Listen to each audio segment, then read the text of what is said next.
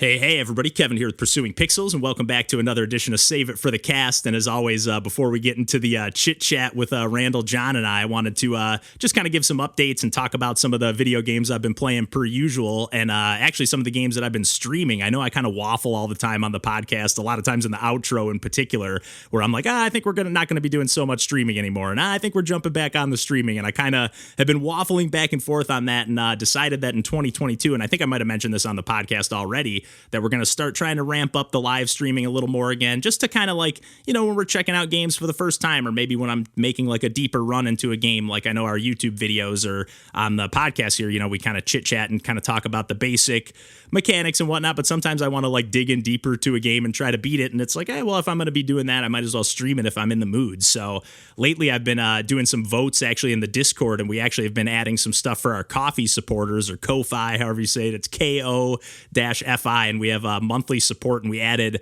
we have a $2, $5, and $10 tier now, and all of those tiers, basically, if you support us on any monthly level, you can vote. We're going to have voting in our Discord for like the games that we might end up streaming, or what the theme of the stream is going to be. Like, for example, we actually did a stream. This was actually just a general vote in the Discord just to kind of test things out, but we did a stream where we've been doing that indie game book club, the Potpourri, for a long time now. It's actually just hit the 20th week, so we actually hit our 100th game, and when I first started the book club, I was like, okay, I got the first 20 weeks, 100 games planned out. I think there might have been a tiny bit of overlap, but I tried my best to pick 100 games from 100 different developers. I think there was like maybe one or two developers that I had to squeeze a couple games in from.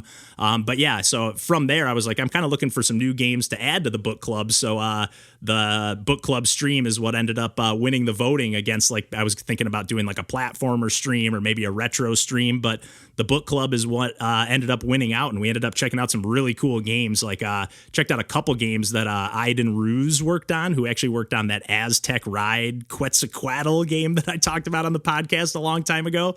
But we checked out this game that Arpy recommended in the Discord called 9111, where like you're driving around, you have a fire truck, an ambulance, and a cop car, and you're controlling all three of them at the same time. This was an entry from the Game Maker's Toolkit Game Jam from last year, and it was just so much fun, just like a really frantic but super stylish game, like arcade high score chasing game, essentially, that you really can't necessarily get that good at it. Although I was getting a little big in my britches there, thinking like, hey, I'm getting kind of good at this game, running some high scores up. But it was just so fun to like. We checked out another game from Iden Ruse as well called Incarnation, which is like a completely mouse controlled game where you're like, it's essentially a roguelike, but you're losing abilities as you get deeper into the game. You're not gaining new abilities. So you're like, you start out as like this super buffed up, like almost angel, if you will, and then you kind of like become more mortal as the game goes on, and you lose some of your buffs and perks that you start the game off with. So just a really cool, like, it was really fun to kind of explore. I hadn't really done one of those other than like we've done some Ludum Dare streams or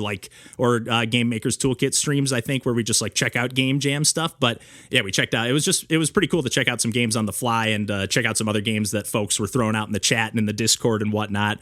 And then I guess just to kind of keep the streams rolling, I've kept some platformers going. And again, I'm trying, like I mentioned before, I'm actually trying to beat some games and see them through a little deeper moving forward this year and whatnot. Because again, I tend to like just kind of play games and scratch the surface and go, okay, that's cool. Those are some cool mechanics. Let's move on to the next thing. And for whatever reason, I'm like, I'm kind of feeling like I want to actually see some of these games through. So I went back, and speaking of Game Jam games, actually speaking of two Game Jam games, Below the Ocean, we talked about on the podcast a long time ago. And that was a Ludum Dare entry from Ishmael Rodriguez. And he has gone on to release like 3 subsequent chapters of the game.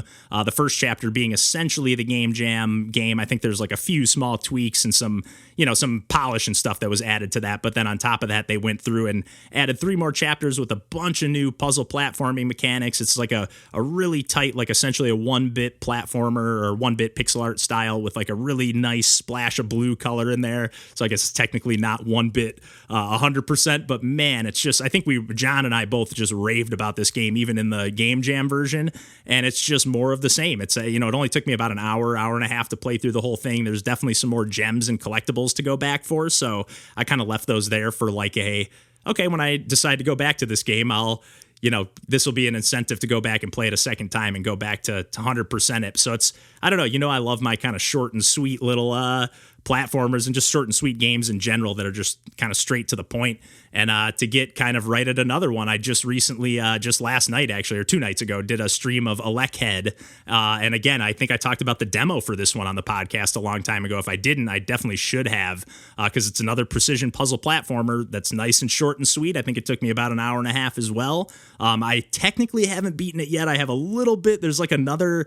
There, I don't want to spoil anything because it's like the level design itself is almost a spoiler, and especially in this case towards the end of the game. But like, I feel like I'm making my way towards the end, and there's like a little thing that I found out that I'm like, okay, this is what I need to do now. And now I just have to figure out how I need to get to that point again, a point that I was at earlier in the game. I need to get back to that point at some point to keep it as spoiler free as possible. But this game just jam packs so much brilliant level design and mechanics, and almost like exploiting mechanics to a way where, like, you know, something that you might not think will work, you're like, oh, but let me try this. Or like this checkpoint, like it resets when you hit a checkpoint, it resets the level or the screen that you're on. Like the game is like essentially like one giant interconnected map, but it's all scrolls along like one screen at a time. So you kind of have to sometimes like move a little bit ahead and see what's on the next screen so you can see, because essentially the way the game works is you're this electrified character that essentially anything that you're touching goes from being like this blue, and again, the color palette, the main one is really awesome. It's like this blue and yellow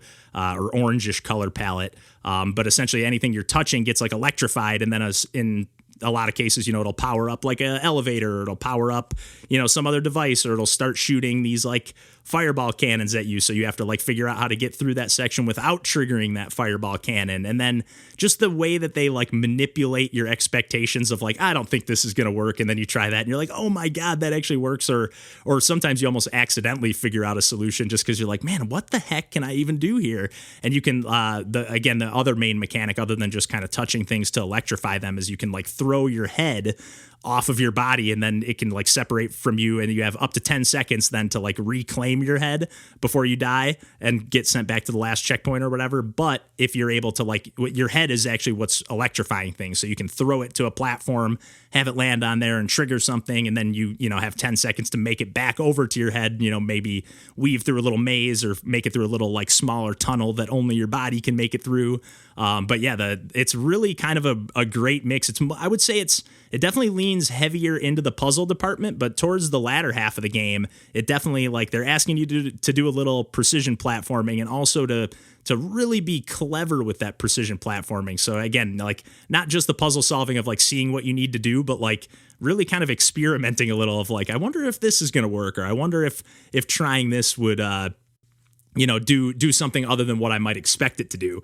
But yeah, I can't recommend Below the Ocean and ElecHead enough. Both games that started out as game jam entries and have been fleshed out into full-fledged, full-blown, amazing platformers that some of my favorite games I've played in recent memory. And I didn't mention the music in either game, but both games have just absolutely stellar soundtracks, both kind of like minimalistic. ElecHead is a little more chiptune-y on the tunes. But yeah, that's pretty much what I've been up to on the gaming end lately, other than doing I've also been in the streaming realm doing some Super Mario World. Tried doing this before and I never fully completed it, but I'm trying to do a run of all 96 exits, but saving the Switch palaces for last. So like, there's, you know, it doesn't make the game that much harder, but it definitely removes some of the safety nets, and there's way less of those green blocks with the capes around. So I made it through pretty much all the way through World 4. I think I maybe still have a few secret exits to do. So I'm roughly halfway through the game, although I do remember, if I recall, it's been a long enough time where like a lot of the stuff is not immediately coming to memory. Like Super Mario World is always a game that I would play just about every year, like pretty much like clockwork, almost around the holidays, just like, oh, okay, I need some good nostalgia. And that was just a game I'd always fire up and rip through without even thinking about it, really. And now it's like, I don't know, I'm kind of like second guessing where the secrets are and forgetting where the little tricks and, you know, just some of my little, the things I would always do, basically. I'm kind of forgetting some of that stuff. So it's been really fun to go through the game fresh and then also add that element in of like, okay, I'm not going to trigger these switch palaces and make the game just a little more difficult. Again, it's nothing crazy. And I actually got the idea from SNES Drunk, which is a YouTube channel that I used to watch. I still occasionally pop in, but I used to watch it all the time. And he had a video where he was talking about games, like old classic games that you could play in different ways. I'll try to link it in the episode description here.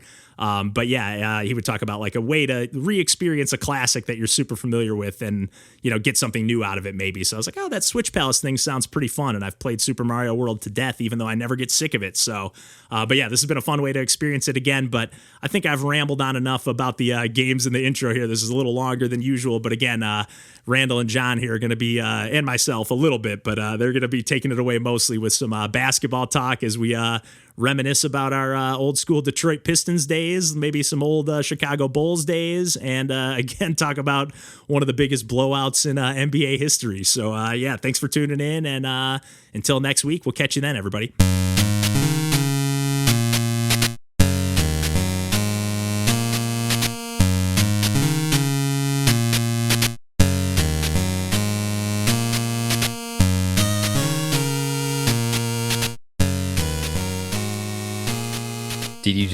Did you see that the Grizzlies beat the Thunder by fucking 73 points? No! What? 73-point victory. I'm sorry. What? I'm sorry. Aren't they in the playoffs? No, not playoffs, no. They're in the regular season. They're about What 30%. the fuck? Is that a record, like all time? It's close, if not the record, yeah. That's like, it's an obscene point differential in an NBA Like, I feel like game. I feel like there's probably games that teams have not scored 73 points. Like teams have scored under. Yeah. The official OKC Thunder Twitter account just tweeted out, regroup and back at it Monday. Oh, yeah, you think? Wow! You think? Oh. The Grizzlies just made a mockery of you. At what point? I just can't even imagine. Like Kevin, I really want you to guess what the lower score was. The lower of the, and it was a 73-point margin. 73-point margin. I'm gonna guess like 42. That would be a good guess. That would be a reasonable guess. It would be. It would be a reasonable guess based on normal NBA scores. Like that seems like roughly half of what a team would score if they had like a a pretty good game. I have never seen a score. No, me neither. Not ever. Like this is a triple overtime score. Yes. 79 to 152. They scored closer. I was thinking I overguessed.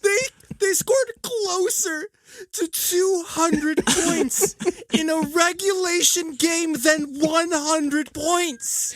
They were defense over is just a half concept. That's like, yeah, how do you that's I was assuming it was like a blowout where they scored like when I guessed 42 and you said I was like off, I was assuming you were going to say like 16 or something then after that. Like, oh, they scored like no points. I need to see this quarter breakdown. Oh, they didn't play SGA. That's he must be hurt or something then. Oof, that's brutal. Yeah, SGA and Giddy didn't play for OKC. So who did they play? Still, it doesn't matter who you got professional basketball players out there playing. John Morant did not play for Memphis. Shut up. No, he didn't. Shut up. That's like sickening, man. How does anyone have a job after that? Thankfully, OKC is in the business of losing this season anyway, but not like that. Yeah, you gotta show up with a little bit of pride, man. You would think. With 15 we're talking from Detroit sports people here. Yeah, these are still You know, NBA players. Like, Yeah, exactly. These are people that get paid Oklahoma City good still money to scored play over basketball. 25 points in a quarter. It was a 16, 20, 26, 17 spread. It was just against. They just That's doubled their wild. score every quarter. and it's not like Memphis is some, like, they're good, but they're not some They're fine, commanding yeah. team. And the thing is with basketball too, I find like almost in every case, and again, I obviously don't watch as much as you guys, but it seems like once a team starts kind of running away with it, the game ends up, even if that team kind of stays in command of the game, there's usually a little bit of like an ebb and flow of like they sit their better players, and then all of a Exactly. sudden the other team The kind of reserves catches come up a out. little, and then Yep. it's like, oh, okay, let's pull back ahead, and like. Yep. But there's usually kind of like a little bit of a tease of like, oh, this might be a game here for a minute. Like, there's like this that could have never happened during this game. That might be the record. Yeah, It's got to be. That's Unless there's just some old school, like in the Wilt Chamberlain days Yeah, or something. right. Yeah. Where he was scoring 100 points in a game by himself. By himself, yes. Let alone the other team members. Yeah. The other team had a combined vertical of Wilt Chamberlain. Well, Chamberlain's that's- out there playing against mailmen. And we're not talking Karl Malone. It's like a high schooler on like fourth graders, just Oh my god. fucking them up. It's like legit like the Globetrotters, Yeah, basically. Just we hired anybody else to play that heard of basketball before Yeah. to play with this guy. They have the Thunder now own NBA records for the worst home loss and road loss. The worst, Oh. and this was this year. Both this season? How did they no, get so no, bad no. so Both fast? this year. Okay. So 5-1 2021 lost at home by 57. Woof. At home, you lost by 57. Yeah, dude, Man, can that's you brutal. Imagine paying tickets, paying Yeah. money, Oh God. and then they lost on the road by 70. You'd be like, oh, baby, these losses are sure going to mean better odds in the And draft. don't the Thunder have every draft pick Yes. for the next 20 years? Yes. Oh my god. Yes. Did they They just played like my get rid of GM. every? Did they just get Yes. rid of like every player? Okay. Yeah, Yeah. I mean they had So it's like they were like contenders they last had time I the paid. most unbelievable lineup ever assembled by mankind. Yeah. And then they just like shit the bed with it. Dismantled it. Just Yeah. let them all go one by Gave one. James Harden away for peanuts for no particular reason because they didn't want to pay him like $5,000 or $10,000 more dollars Yeah. Yeah. Durant to come off the gone. bench for them. Dude. Yeah. That's how good they were. What is that about Kevin Durant there? Well, no, like You Kevin can't win with Durant those left, cats. Like Russ at his Yeah. peak, athletic peak, like when he was just bully Yeah. ball. Like, Yeah. yeah. Yeah. Woof. That was a shame. That team should have won one. That team Easily. really should have won. Easily. They had like Ibaka in his Yeah, prime it- too. Yeah. Fuck. I forgot about that too. Yeah. Oof. They had a Yeah. squad. They had a squad. Yeah. Yeah. Big time. Yeah. And it was all draft picks. Like, right? Yeah. Yeah. They built Yeah, that it team. was- Yeah. It was the most naturally assembled team of just some of the greatest players of all time in Yeah. basketball. They did. Like, they did yeah, the they- Golden State before Golden State. They just couldn't grab the ring. Nobody Yeah. was healthy at the same time or Yeah. at their primes at the same time. Because, Harden was a bench player. Yeah. That is unbelievable. It's nuts. I still think I'll stand behind that Westbrook is the reason that they never won. Like he's great, but I still think he didn't fit in that team very well. I He has a would hard have time with argued that. I would have argued Yeah. that point maybe 5 years ago, but it has become more and more evident that like Russell Westbrook can carry your team to the playoffs, but you will be playing a Russell Westbrook Yes. team and Yes. you cannot play anything else. No. And the second that he goes down Yeah. or is tired out for carrying a team to the playoffs for a Yes. season, Yes. then you're done. Yep. And you don't, Yeah. and if you're paying for Russell Westbrook, you can't build around. Man, I don't know if the Lakers are going to make it No, I don't think playoffs. so. No. because he's on the Lakers now. Yeah, and it's and it's a LeBron bad news bears this Anthony year. Davis. It's Yeah, not good. And no. Anthony Davis is not Big Baby Davis, right? That's Glenn. No, That's this correct. this Anthony Davis was just on the best 75 players of all time list. which we're gonna fight because Okay.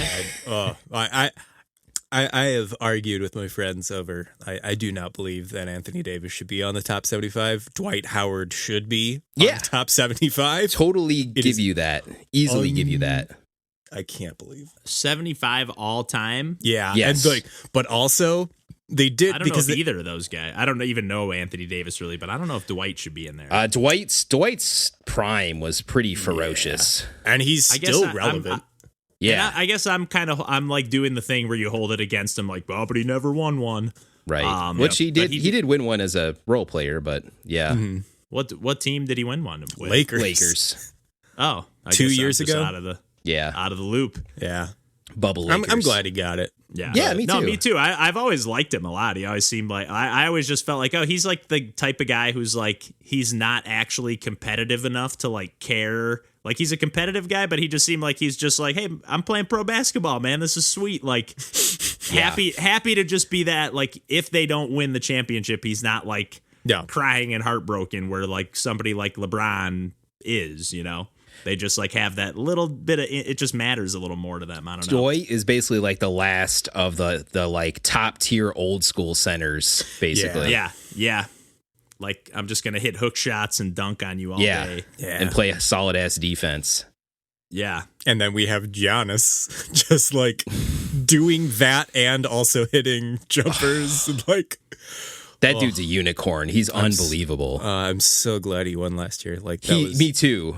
like Even though I like the Suns a lot, but Giannis. yeah, is I know. fucking I was amazing. so torn because I really wanted Chris Yeah. Paul to win. Yeah. Like, but Well, he might this year. The way the Suns are playing. I know. Although I think I don't know. Maybe I'm just hoping that Clay gets back and like Yeah. his old form. Like the Oh my Warriors God. look. They're gonna so be a much- monster. I'm so excited. Yeah. And I'm so depressed over the Sixers. Like, Woof.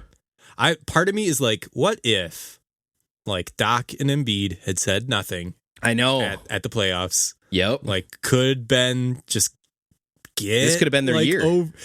Yeah, like Yeah. all they had to do was not. Like, this is conjecture. I have no fucking clue what's going on behind closed doors. What they're thinking, Yeah. but like, man. That was the breaking point. I think Ben Simmons pretty much alluded to that. Like Yeah. that was Oh, the breaking yeah. point. Which is Yeah. like, yeah, it's understandable to be like have performance anxiety and like the highest level of competition Absolutely. in the sport. Like that's Absolutely. totally understandable. But then like to have your coach, your your best player, Star player, your yeah. entire city, Yep. like Philadelphia, man. Just dumped him. Philadelphia, man. Yeah. What a Yeah, bummer exactly. of a city. Philadelphia. Just Oh, be nice. man. Just be nice. How can you harness that much anger all the time, Philadelphia? For real. I don't have it in me. Especially towards sports Yeah. in particular. Yeah. Yeah. I just want everybody to have a fun time. That's what I'm saying. Oh man. I'm gonna close this vent. Also, I'm so glad that DeRozan is getting his moment.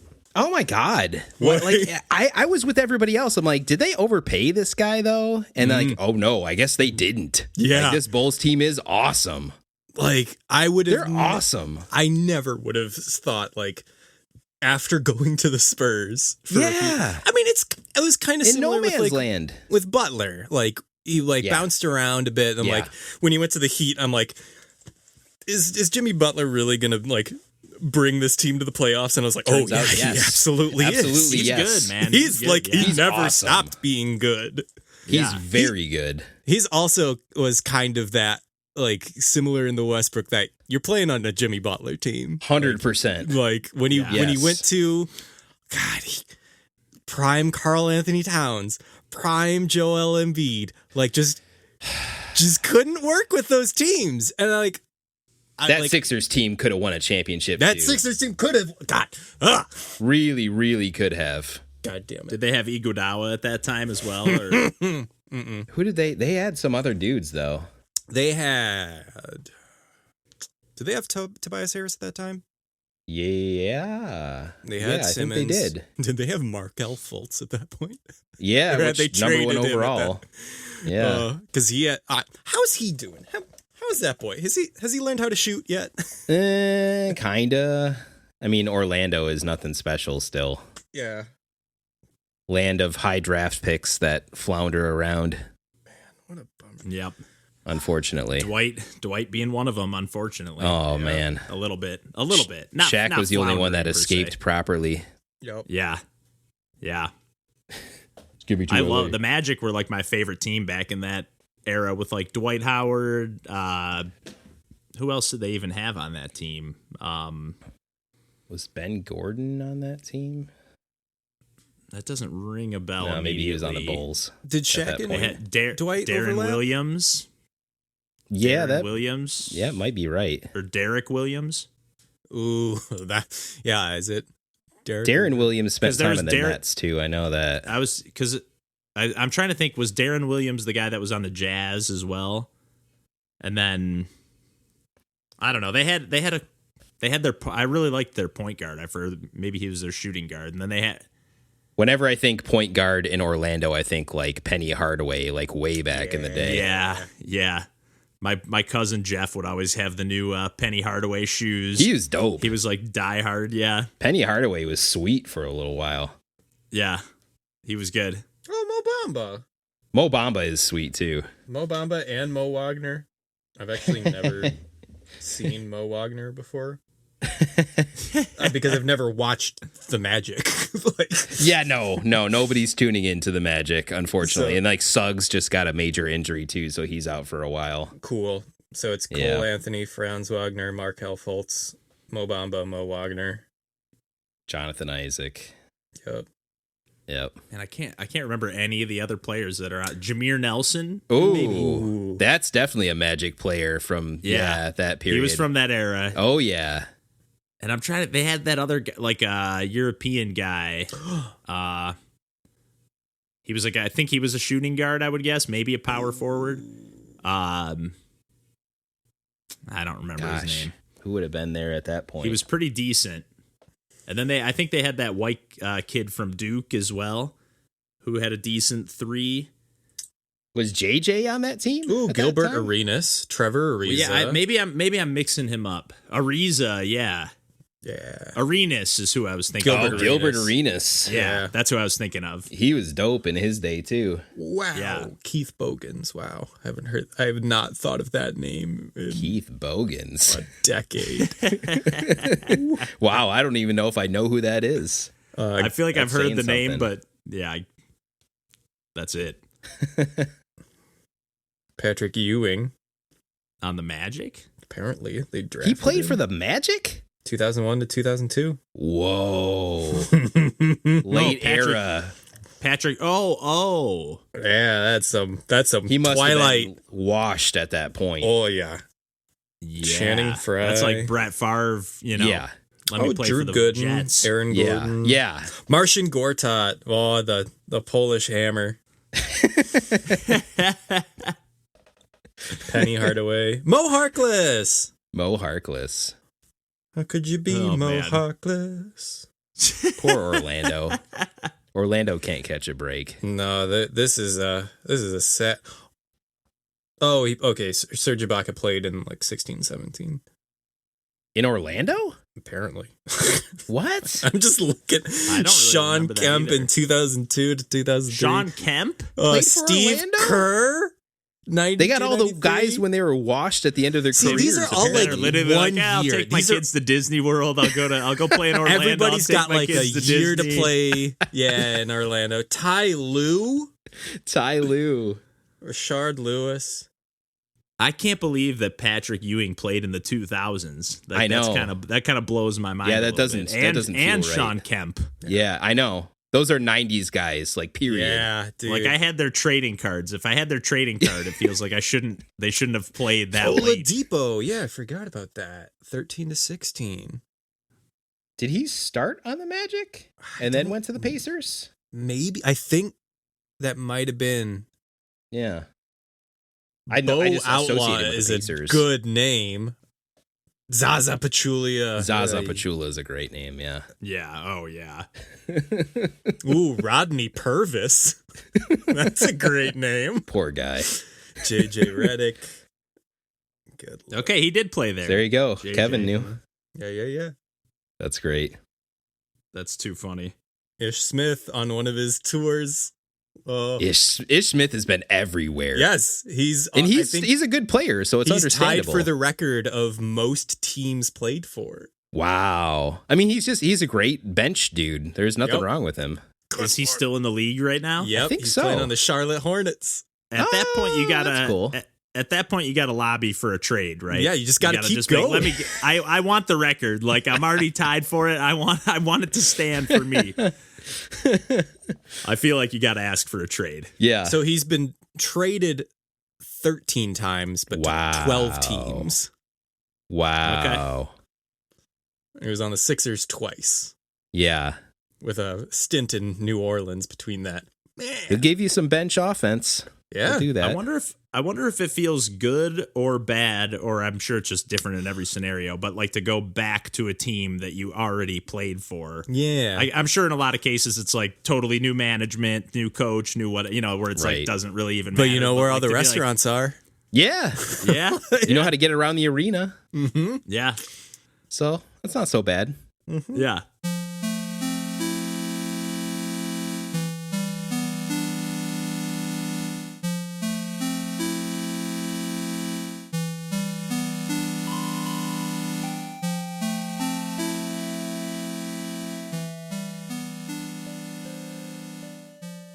Now I'm second guessing, and I'm like, let me check the.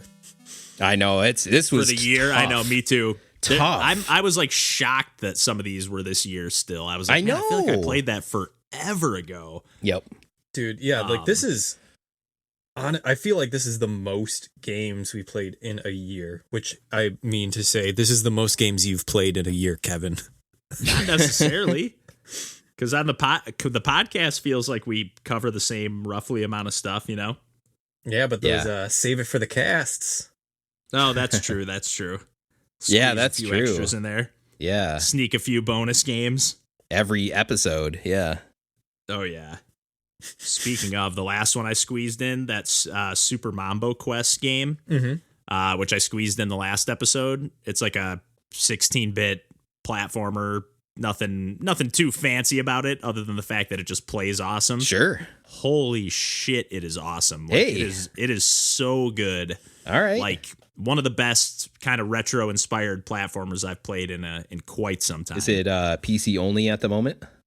That's a good question. I think it's on Switch actually. I'm not positive, but I'm pretty sure it was out on other platforms. Mambo number 5. Let's look. That was the first thing that came up when I searched that. Super Mambo Quest. Oh, no, it is on Switch. You're right. Oh, heck yeah. Yeah, it is like butter, man, because I just played Beard Blade recently, and I was like, oh, yeah, this game's sweet. Like, really was digging it. Kind of had more of, like, the Wario Land vibes or a little more puzzly. Yeah. And then this game is, like, I'll probably end up talking about it on the podcast, so I don't want to Yeah. go too much. Well, I already did, I guess, for that matter, but I feel like I'll do it. But it's almost like set up like a mini Metroidvania, but, like, each room of the map is like a level, if you will. Ooh. And like Wow. and not like a level. I mean, they're like you're ripping through them quickly. Like it's essentially just like the single screen room type level, But great. Like you essentially like if you can kill all the enemies in the room before the Mombo combo meter drains, like you get the Mombo combo. Like it's just so satisfying to play. It's just I'm adding so it to good. my wish list right now because it's on Switch. It's amazing. Truly. How much is it? 15? Yeah, like let's see here. It is $15.90, which is a very specific price. Interesting. Yeah. Not on sale, just the standard price. Regular, standard price, Cool. $15.90. All right. Yep, Interesting. it's on the wish list. Oh, it looks so sweet though. It is, yeah. The controls are just so smooth, and I haven't even gotten to the part in the game where like you get the new power ups yet. Like I've just played as like Mombo, without like any of the new abilities. So Yep. and I'm still loving it. So I will probably either nab that on the sale or when it eventually gets physical, and then I'll pay too much money for that. One God, way or it's the like other. every game is coming out physical these days. Every It's like, game.